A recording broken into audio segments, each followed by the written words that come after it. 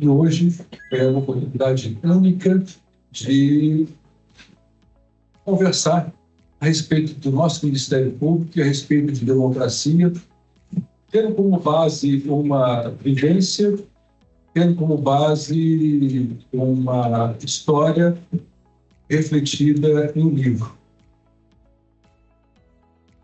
Agradeço essa oportunidade ao Procurador-Geral, doutor Francisco Bevial, por ter feito esse convite, que muito me agradou, ao doutor Guilherme Zanetti, e uma oportunidade de rever e saudar pessoas com quem, ao longo desses anos, eu já convivi. Tá? Agradeço a atenção que a nossa coordenadora de mesa, presidente de mesa, doutora Inês, secretária-geral, já me ofereceu. E qual é a impressão que tenho inicialmente? É que há sempre momento ou há sempre hora para repensarmos toda e qualquer instituição. A reconstituição, a reengenharia, a transformação das instituições deve sempre acompanhar a transformação da sociedade. O homem é o homem em suas circunstâncias. Nós vivemos as vicissitudes não só do momento. Nós temos o nosso passado a nos amparar, nós temos o nosso futuro a projetar os nossos sonhos. O Ministério Público, dentro da democracia, ele se posiciona como um garante, se posiciona como uma instituição que, obrigatoriamente, em razão da sua permanência, do seu posicionamento, é fundamental para a compreensão dessa democracia, para a compreensão do aprimoramento e garantia de um ambiente democrático. Há muitos anos, eu imaginava conseguir uma oportunidade de compreender melhor o Ministério Público. Tive essa possibilidade quando fui morar no exterior, quando fui estudar no exterior. Alguns anos antes, tive alguma oportunidade também de conhecer integrantes do Ministério Público. Um deles, o José Paulo Sepúlveda Pertence, que foi promotor de justiça, que foi procurador-geral da República, que me deu posse no cargo de promotor e que me deu a honra de prefaciar a minha tese de doutor, essa que se apresenta em livro que agora foi pós-faciada pelo também amigo ministro Barroso. Com eles, ao longo desses anos, conversei muito. Então, no decorrer dessa fala de hoje, eu vou colocar algumas questões que foram objetos de reflexão de ambos e de colocação em textos constitucionais e legais de ambos. Tudo bem? É só para contextualizar algo assim que tem sido de grande significância na minha vida e oportunidades únicas que agora, dando um salto nessa rápida introdução, quando a secretária Inês coloca, a colega Inês coloca, na pandemia, esse foi o maior desafio que eu tive na vida, foi coordenar os trabalhos como força-tarefa do Ministério Público, coordenando os 30, 40 colegas que permaneceram fora de casa durante aquele período. Então, isso para nós foi muito significativo. Enfim, vamos à palestra. Vamos ver se eu consigo aqui. Consegui.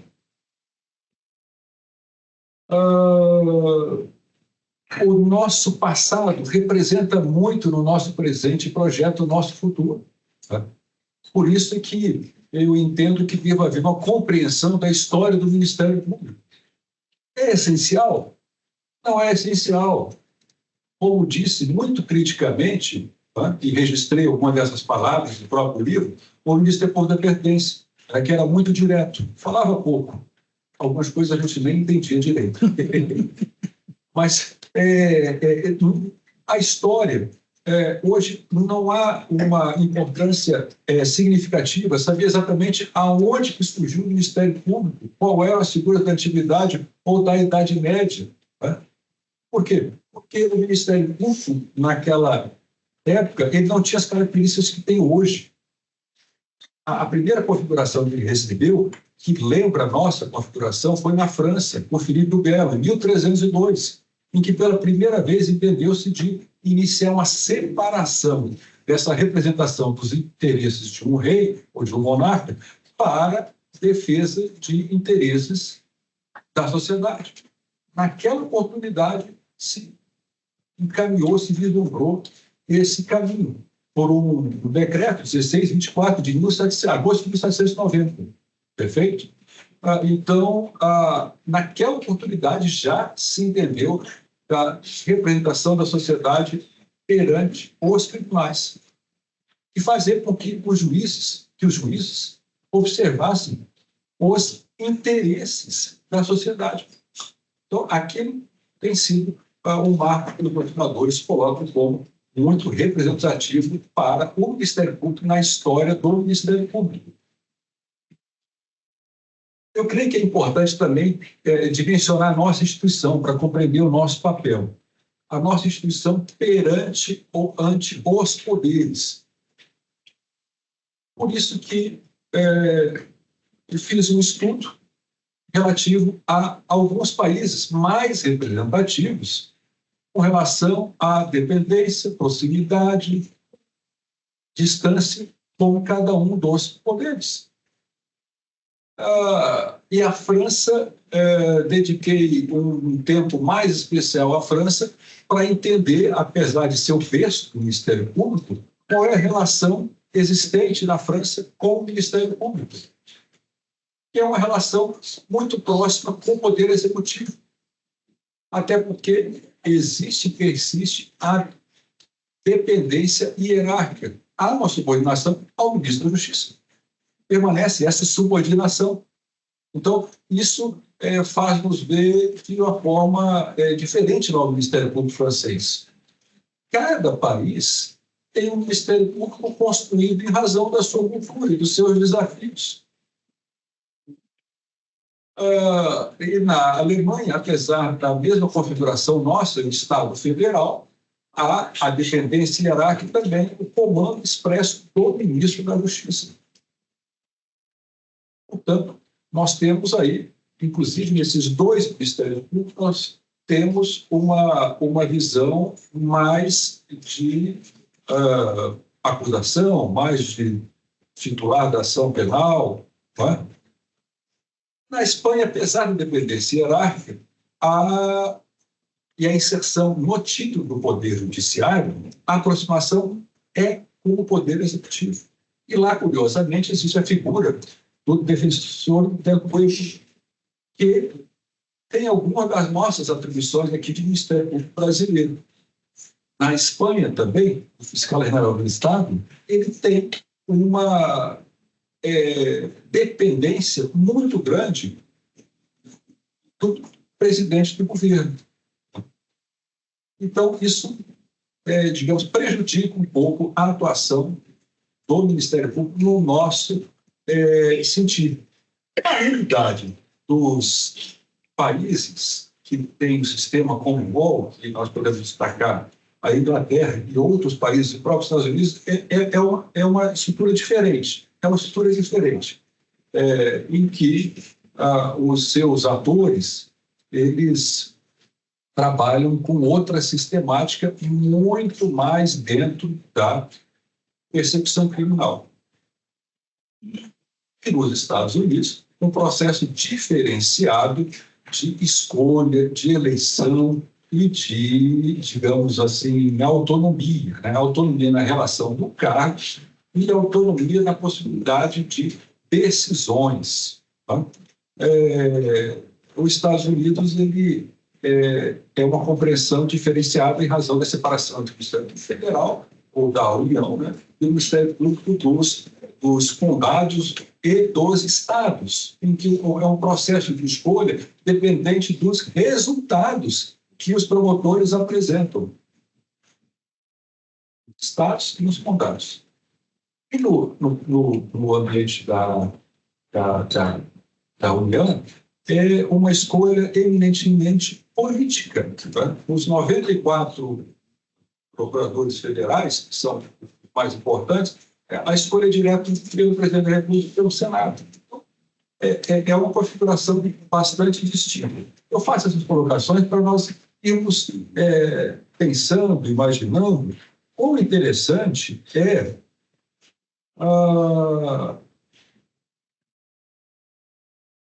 requerirmos sobre a posição do nosso Ministério Público em razão dos desafios da nossa democracia, em razão do papel também que tem o judiciário dentro da nossa configuração e dentro da nossa atuação. Em alguns países, essa proximidade com o judiciário é mais clara. Até o próprio Ministério Público italiano, que se confunde não só na entrada dos membros, mas na realização do seu mistério, com a própria magistratura. Tem mais independência política?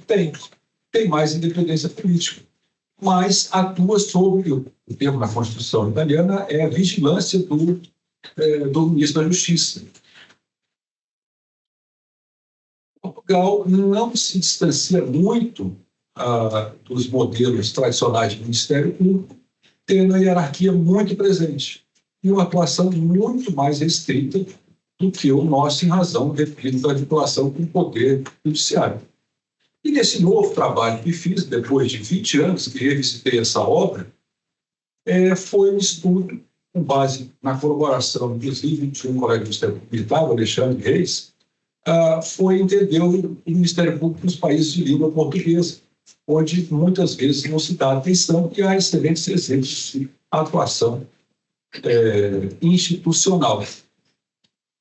Encerrando essa parte histórica, muito rápida, junto ao poder legislativo, nós temos os exemplos dos países socialistas, de forma muito clara na antiga União Soviética, na Rússia atual e em Cuba. É bem verdade que coloco aqui que as últimas constituições, tanto na Rússia como em Cuba, tentam colocar como se os ministérios públicos lá tivessem liberdade de atuação. Mas não, eles acabam de ser independentes do poder legislativo, onde há conselhos, cada um tem uma nomenclatura própria, tanto em Cuba como na Rússia, mas esses conselhos políticos integrantes do legislativo que escolhem o procurador-geral e fazem com que eles sejam dependentes funcionalmente. Então, é uma figura que tem as suas travas, as suas peculiaridades e os seus desafios. E o nosso Ministério Público brasileiro? Quando eu acompanhei aqui o nosso colega Ezequiel Ronk, me veio diversos pensamentos na mente. Ele tem 97 anos. Ou seja, o que é o Ministério Público, colega Catarina? O que era há 100 anos atrás? Não é? Sabe o que eu posso falar hoje? É que o meu avô foi promotor de justiça em 1920, nomeado. Eu não sabia até recentemente. Mas por que ele foi nomeado? Porque nessa década, os membros do MP eram nomeados. Perfeito? Eram nomeados. O Ministério Público ele tem origem portuguesa, muito clara, em razão das ordenações que aqui serviam como nosso guia, no caso, as ordenações manuelinas. Okay? Então, as primeiras referências aos membros do Ministério Público vieram dessas ordenações e das chamadas relações, que são os tribunais. Nesse caminho, né, nós tivemos a presença do Ministério Público, posso dizer que em todas as constituições? Sim. Em algumas com mais realce, em outras com menos realce. Isso faz com que nós possamos fazer algumas reflexões. Reflexões essas a respeito do Código de Processo Civil de 1939. Ou seja, esse Código de Processo Civil, pela primeira vez, deu protagonismo ao Ministério Público para que ele atendesse defendendo os interesses da sociedade. Isso é emblemático? Sim, é emblemático. É claro que o Ministério Público, com uma versão próxima da atual, só ganhou força depois da Constituição de 46.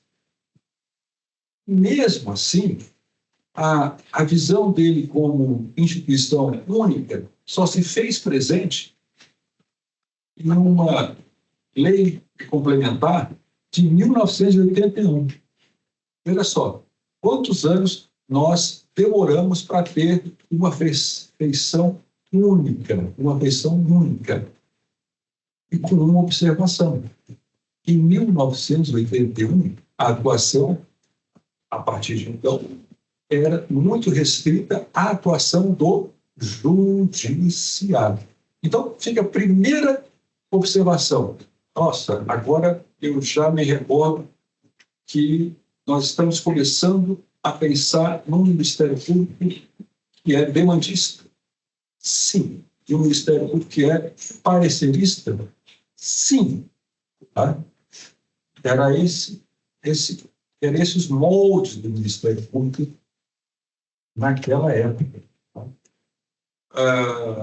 Muito bem.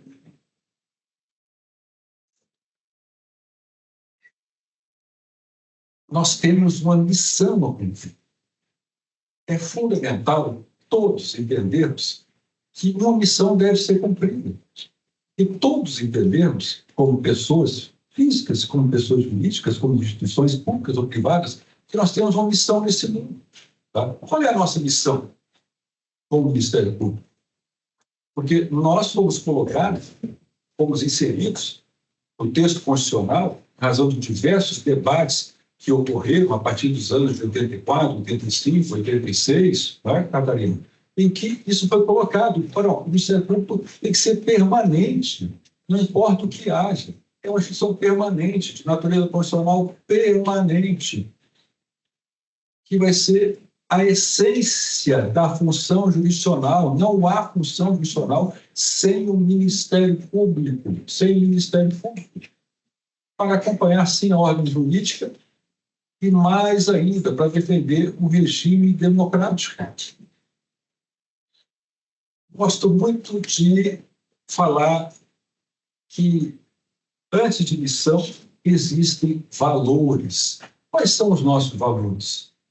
Quais são os valores que devem ser, né, os princípios devem ser perseguidos por nós? Quais são os princípios? Quais são as crenças, os comportamentos, as ações da nossa instituição? Qual é o nosso objetivo? Qual é a nossa cultura? Como é que nós devemos nos relacionar com o Estado, com os detentores de poder e com as próprias instituições? Qual é a nossa missão? Qual a finalidade? Como é que nós realizamos as nossas atividades? Tudo isso, posso dizer, observando o funcionamento das instituições, que começou a ser visto depois da instalação do CNMP. Isso começou com mais clareza, né? Logo nós vamos falar do CNMP, começou com mais clareza essa compreensão de qual é a ação do Ministério Público como um todo, em termos de atuação institucional.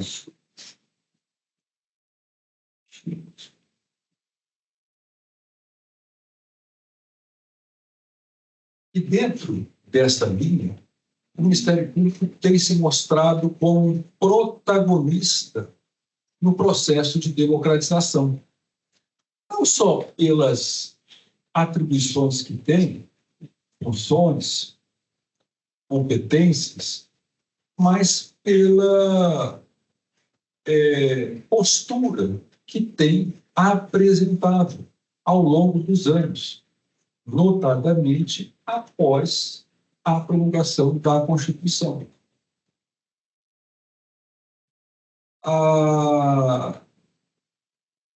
Houve uma ruptura muito interessante, porque nós tínhamos, naquela época, um promotor de justiça como procurador-geral da República, que era o Zé Paulo Sepúlveda Pertence,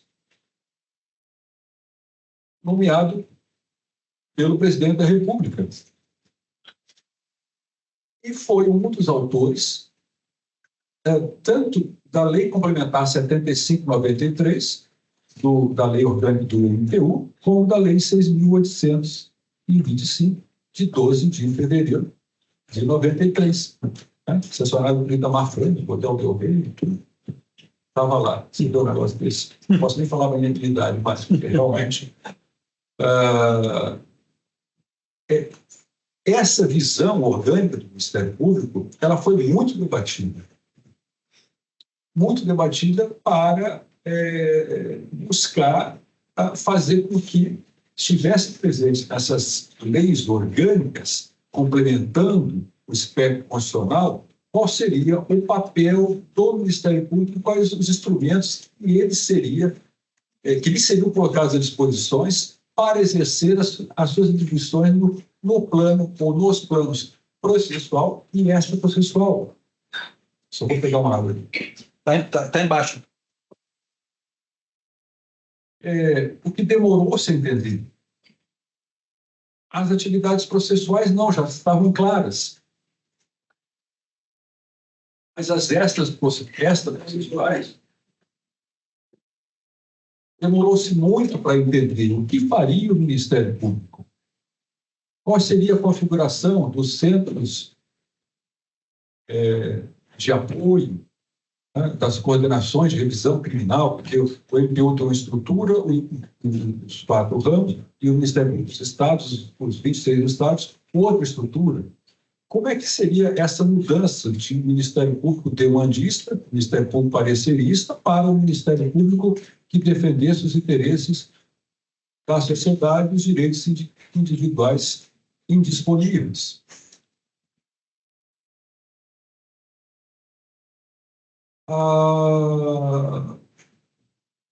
Como é que seria esse Ministério Público contemporâneo?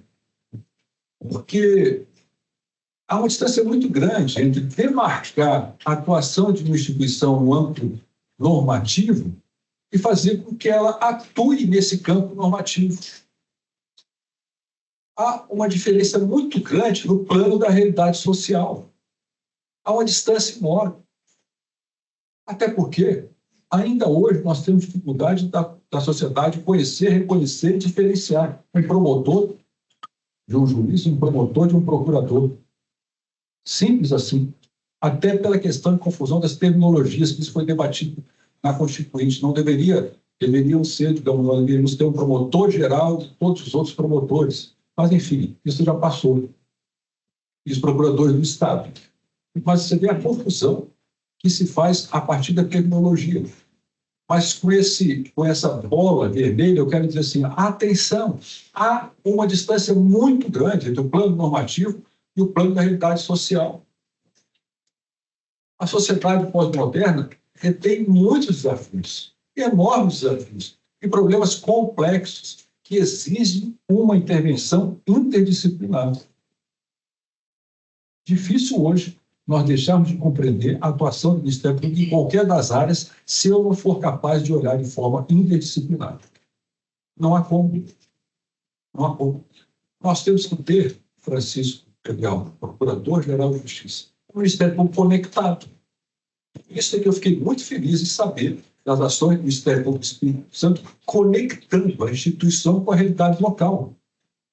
E é verdade. O que importa dentro do sistema federalista é o interesse local, o interesse daquela comunidade e o Estado do necessário. Muitos anos eu falava do Estado subsidiário, mas hoje eu entendo que o Estado é do necessário. Cada localidade sabe o que precisa, mas tem que entender a necessidade dessa localidade. E só conhece quem está lá. Simples assim. Tá? Então, na verdade, você tem que chamar a comunidade. E dentro dessa chamada da comunidade, deve haver a integração de todos os atores. Dentro dessa integração, é que faço esse comentário que coloquei, vou voltar à tela ali, que os problemas são complexos, mas merecem uma abordagem interdisciplinar e uma visão sistêmica. Uma visão sistêmica. Hoje já se sabe, já se estuda, né? Os nossos doutores e debatedores aqui conhecem muito bem o sistema, a teoria do sistema de Luhmann, tudo, mas o que importa para nós aqui é temos que entender que tudo está interligado. Não esqueçam disso. A política aqui do Estado do Espírito Santo, do Ministério Público do Espírito Santo, está interligada, assim, aos demais Ministérios Públicos do Sudeste e aos outros tantos. Não há como trabalhar sozinho, porque os efeitos diversos da economia, da migração, da sociedade, se fazem presentes. Se fazem presentes. E dentro dessa visão, a letra está pequenininha, né? Eu coloquei aqui algumas observações a respeito do Ministério Público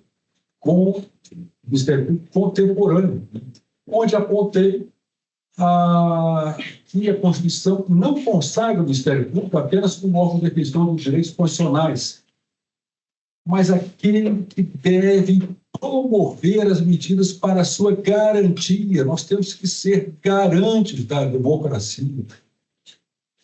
Nós temos mais força do que qualquer outra instituição, porque nós garantimos a democracia, não somente perante o Poder Judiciário,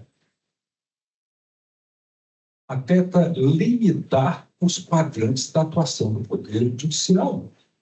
Já há muito tempo que nós temos esse grande poder, que deve ser cada vez mais bem exercido, né? Até porque nós hoje podemos funcionar como fazemos, como uma instituição que tem acesso direto ao valor justiça. Nós podemos e devemos pautar a ação do judiciário. Simples assim. É nossa, mais do que nosso direito, é nossa obrigação. Obrigação. Por isso que hoje há relevo de diversos instrumentos e nós fizemos com que essa pauta desses instrumentos, como mediação, como arbitragem, como conciliação, entrasse na pauta do judiciário. Estou lembrando como se fosse hoje, um amigo que fiz no próprio Supremo Tribunal Federal. Porque quando eu era procurador-geral, nesta época, ele entrou também no Supremo, Aires Brito. Então, eu sou muito afável. Ele vem aqui conversar comigo. Conversa com todo mundo. Eu não sou especial, eu converso com todo mundo. Tá? E ele, então, percebeu a necessidade do judiciário abrir essa agenda. Então, começou com o sistema, em 2005, de audiências públicas. Tá? A primeira audiência pública do Supremo foi ele. Ele que abriu o espaço. E ele foi o primeiro que deu a capacidade postulativa, colegas, às federações, confederações, de entrar com ações diretas de inconstitucionalidade. Tudo bem? Porque eles tinham uma discussão. Podia, não podia, como podia. Bacana, né? Bacana. Então, o que eu quero dizer para vocês, isso aqui, eu estou ficando tudo informal, né? Você e tal, mas, enfim, que é obrigação nossa, e nós é que colocamos isso na pauta do judiciário. Ou seja, nós temos mais ainda a obrigação de continuar com esse trabalho, Mas nós temos que avançar com maior descentralização disso. Nós precisamos olhar para aqueles que não são vistos. As vítimas, aqueles em situação de rua, tá? Aqueles que estão desprezados pela sociedade. É obrigação nossa. Quem é que vai olhar por isso? Tá? Ainda bem que tanto aqui como em alguns outros locais teve uma atuação expressiva do Ministério Público da pandemia. Quem é que tinha maior autoridade? Éramos nós mesmos, porque todo mundo tinha uma visão diferente da situação. Não é? Lá no Rio Grande do Sul, agora, no ano passado, o protagonismo, não sei se vocês sabem disso, sabe, né? O protagonismo do Ministério Público lá, na junção dos órgãos e do equilíbrio de forças lá na enchente. Podem pesquisar. O protagonismo do Ministério Público, do Rio Grande do Sul. Do Rio Grande do Sul, não foi federal, não. Federal bate cabeça. Tá? Do Ministério Público. local. Portanto, aqui passo o exemplo, até coloquei aqui, passo o exemplo das forças-tarefas, né? Passo o exemplo das pessoas em situação de rua, segurança alimentar. Cada um dos estados tem uma realidade. Realidade essa que deve ser acompanhada pelos agentes do Ministério Público. Estão conhecidos, aí os estudantes que me acompanham, a instituição e seus integrantes como agentes políticos. Agentes políticos, mas não no sentido de política partidária, e não no sentido de ter as garantias de um poder político, mas no sentido de ter liberdade de ação, liberdade de posicionamento, liberdade de atuação. Uma atuação que, se nós olharmos apenas a atuação do Ministério Público quanto do Poder Judiciário, ela é restrita. Ela é restrita. Então, isso significa que, para resolver os problemas, nós devemos pensar num segundo, num terceiro ou num quarto momento em provocar o judiciário. Até porque o grau de efetividade, de eficiência, notadamente, é menor ou aquém das necessidades dos cidadãos que nos procuram. Essa é a questão. Então, nós temos que refletir a respeito do momento de buscar o judiciário. Nós temos que deixar de ser demandistas? Não, eu nunca disse isso. Eu valorizo muito o passado, mas nós temos que pensar na resolução. Nós temos que pensar como é que nós vamos ser um Ministério Público resolutivo. Como é que nós vamos buscar soluções para controvérsias que hoje existem e batem a nossa porta.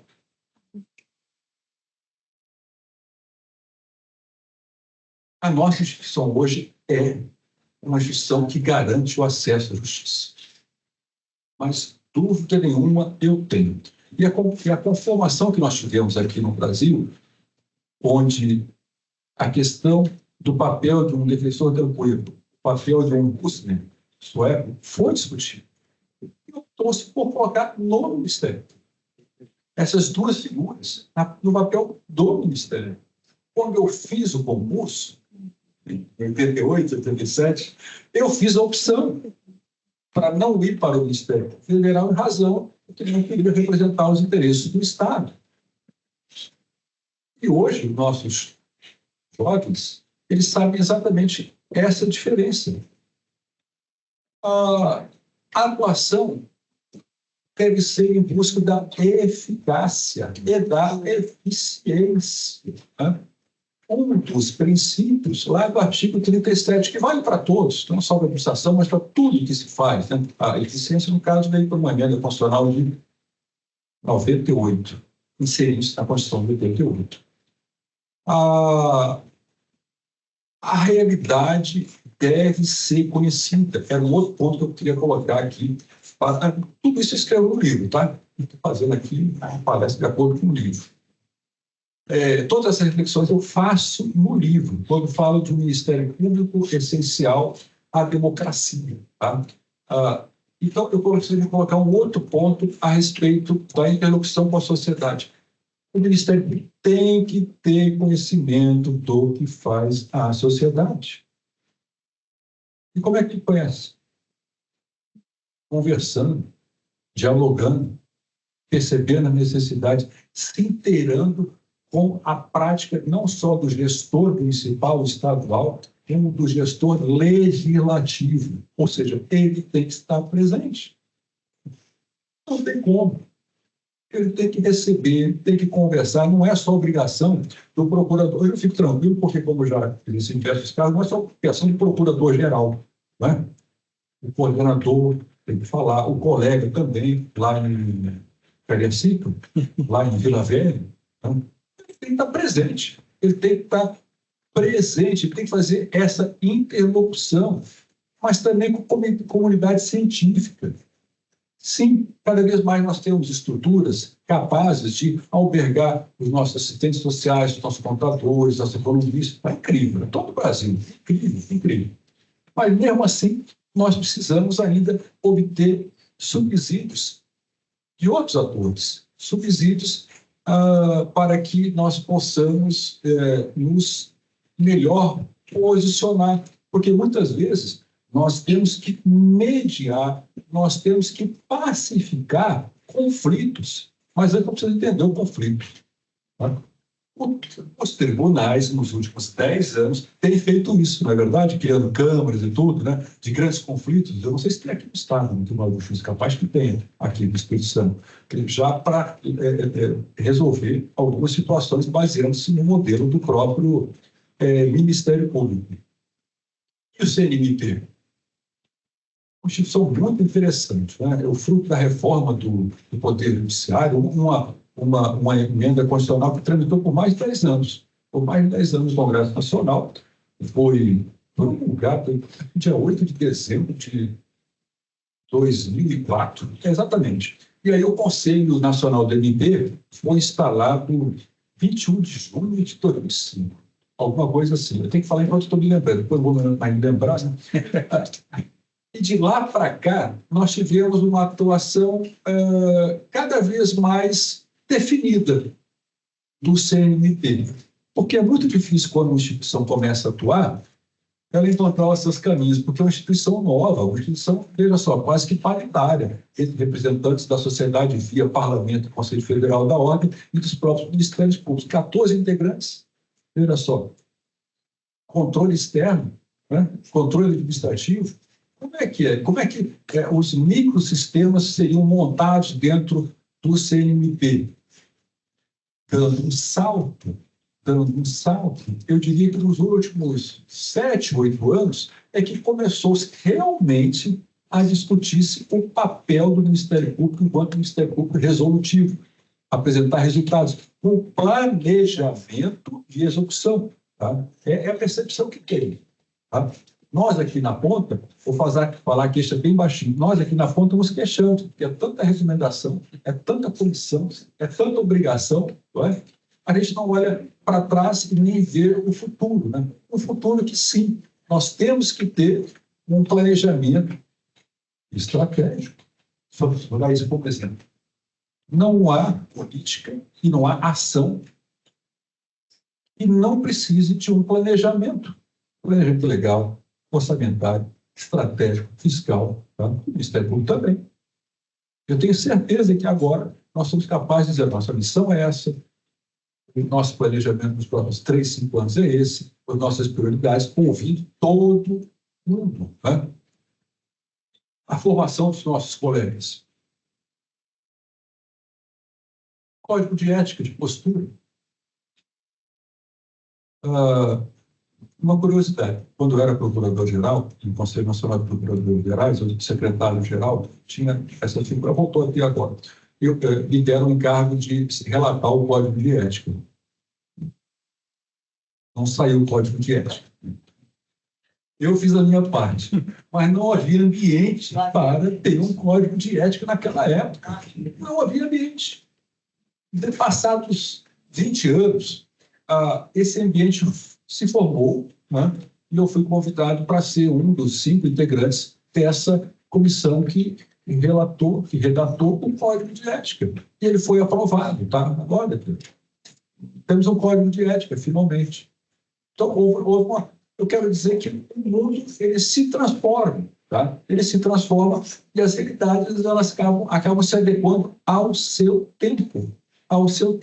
E hoje, mais do que nunca, nós, como colegas percebemos, nós, como gestores, integrantes de centros de capacitação, entendemos quão importante é o conhecimento, a capacitação, quão importante é a formação, o aperfeiçoamento. Então, eu coloquei aqui algumas normas, resoluções, para dizer para vocês como houve um avanço no sentido de modernização das atividades, importância na autocomposição, né? Atuação perante os tribunais. Eu acabei que fui um dos atores que colaborou nessa redação dessa norma, tá? De atuação dos tribunais. Alguns anos eu fico esquecido, outros anos eu sou lembrado. Então, períodos, né? A pessoa lembra aí, vamos atuar, vamos entender qual é a perspectiva que deva ser mudada. Né? Ainda não mudamos com relação aos tribunais. Tá? É muito difícil hoje ainda equacionar um papel, vamos entrar nessa, papel de procurador de justiça, na questão resolutiva, na questão parecerista. Tá? Mas eu creio que há um espaço que possa ser dado para esse nosso segundo grau. Né? Por fim, nesse ponto, eu diria a importância que tem do atendimento ao público no Ministério Público. O Ministério Público é a casa da cidadania. Cidadania. Então, todas as formas que nós tivemos de proximidade com o público, eu tenho a impressão que a nossa procuradora Luciana trabalhou nesse tema, se eu não me engano, né? De acesso ao público, ao que o Jorge faz muito bem na sua atuação funcional dentro do nosso Ministério Público. Portanto, é o momento de ter uma reengenharia da instituição. Uma reengenharia no sentido de entendermos qual é a atuação prática que nossos órgãos de execução devem ter.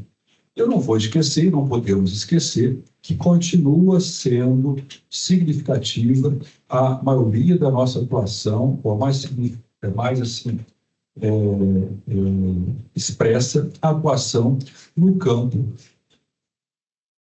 da ação penal. Isso vai sempre ser assim? Espero que não.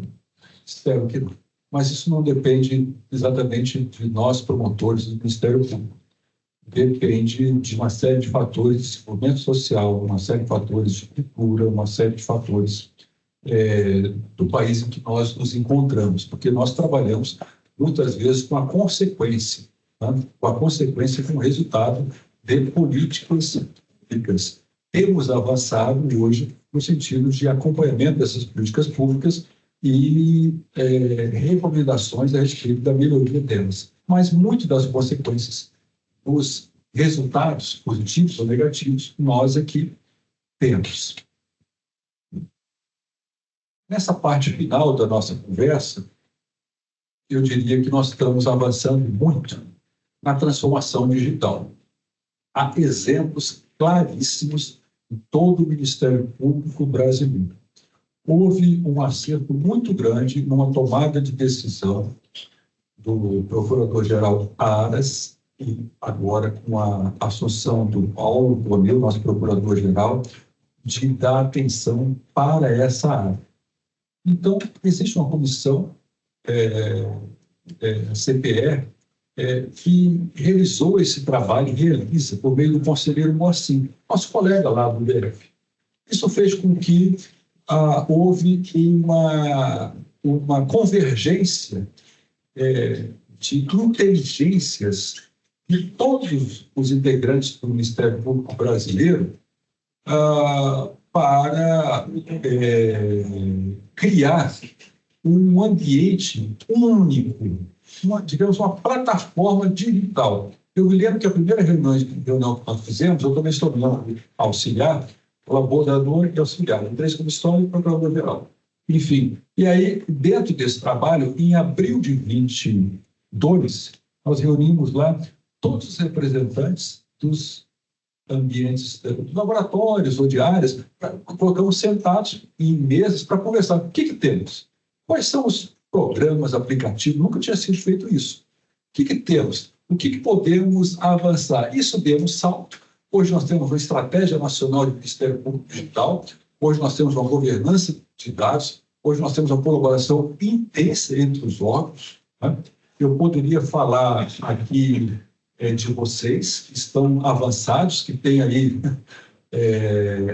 digamos, hoje a utilização da IA para colaborar na redação de determinadas peças, de determinados âmbitos, não é verdade? Se não tem, vai ter e vai ser anunciado, porque isso é o futuro. Isso é o futuro. E todo mundo está caminhando aos mesmos passos nessa estratégia, uma estratégia de integração, uma estratégia de apresentação de soluções tecnológicas e de digitalização. E por quê? Porque hoje não é o futuro, é o presente, inclusive em termos de custos.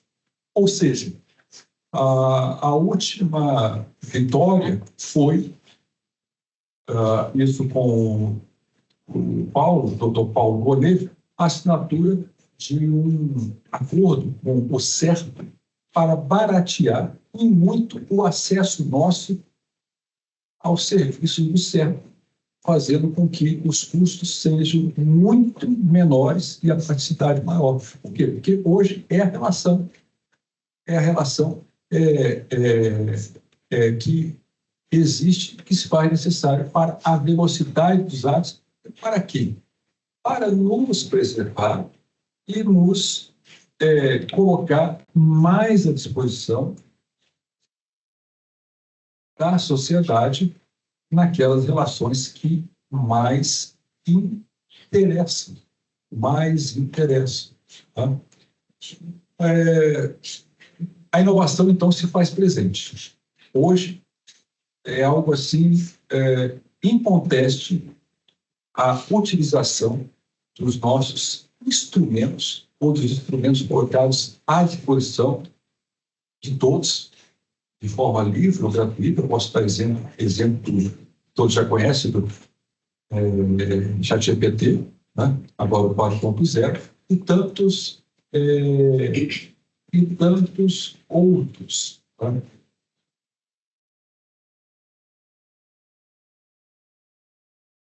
É que nós devemos, então, nessa parte final, imaginar o Ministério Público do futuro. Eu não imagino que ele se distancie da sociedade.